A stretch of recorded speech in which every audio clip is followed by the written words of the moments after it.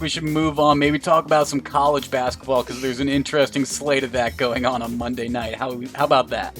All right, let's do it. Well, I've got some interest in St. Joseph's out of Pennsylvania versus Tennessee. They're making them the trip to Knoxville. Tennessee's 22-point favorites. I'm a big fan of St. Joseph's coach Billy Lang. I worked with him briefly with the Sixers. We overlapped there. I think he'll get the job done at St. Joseph's. I really do. He's got a college background, been at Nova, been a head coach at Navy. So I think he'll get the St. Joseph's program back to respectability. Just not this year, Higgins. I'm going to take Tennessee minus 22 at home. I think the number's big. It's going to scare some people off, but Tennessee's honestly a top 10 team. St. Joseph's still rebuilding. Well, just to a note for you, Tennessee is a perfect 4-0 against the spread this year, so that should be comforting to you. However, St. Joseph's most recent game was against Villanova. The spread was exactly the same, 22 points, and St. Joe's lost by 20. So they Yeah, were able to eke out that 22. It's one of those odd numbers. It's a little high. It's a little up there. Yeah, I mean St. Joseph's Nova. For those that aren't familiar, I know you're from Pennsylvania, Higgins, so you know Big Yes. Five basketball. But Big Five basketball is tough. Those games are close. Like that really, although Nova is probably even better than Tennessee, that wouldn't really concern me because there's so much pride in those games. They're usually played at the Palestra. I don't know if that's going on this year because of COVID reasons or what they're doing, but um, I They kind do of fight throw to the that one bitter end. out. I just kind of throw out that Nova game as a, you know what, those are two schools that are separated by a few miles.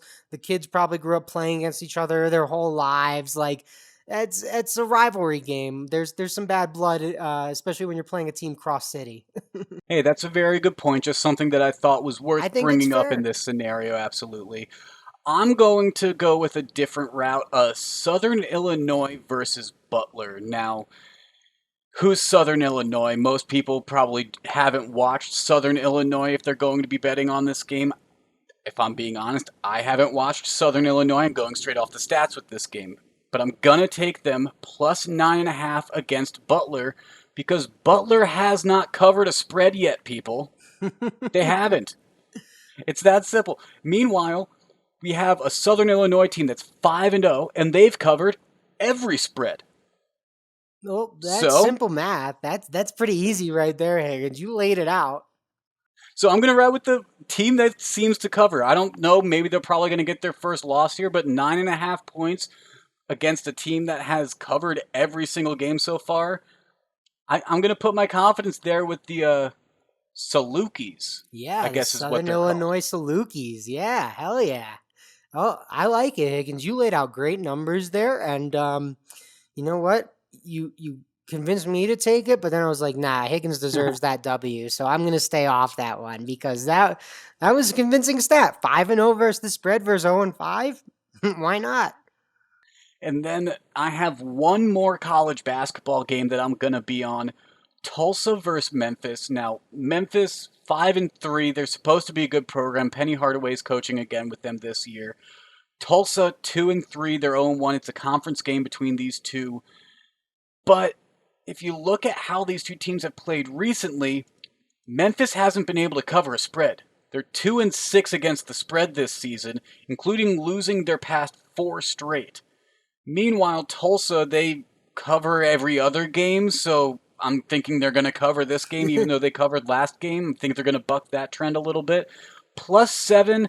This should be an interesting game, should be a close game, but I think seven's just a little too much points, so you're going to find me with Tulsa here. Yeah, I didn't really know too much about this matchup, mostly because I don't know much about Tulsa, to be honest.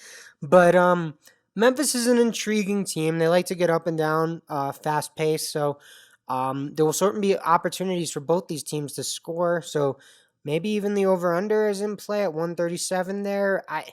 Again, I'm not suggesting anyone go take that because I don't know that much about the Tulsa Golden Hurricanes, I believe. The But Golden Hurricanes, yes. there we go. But yeah, But that would, based on how Memphis gets up and down quickly, I think 137.5 might actually be in play. Just so you know, though, Brett, so far Memphis this season, 6 of their unders have hit. Well, that seems to be a trend too. I've noticed a few unders have been coming in. I'll have to keep my eye on that. Yeah, so Tulane +7, Southern Illinois +9.5. I'm going with a couple underdogs in some Monday Night Basketball, but I think we're going to be in a good spot. I think they're giving up a little bit too much points. A little too much. I love that Southern Illinois nugget. That's a good nugget.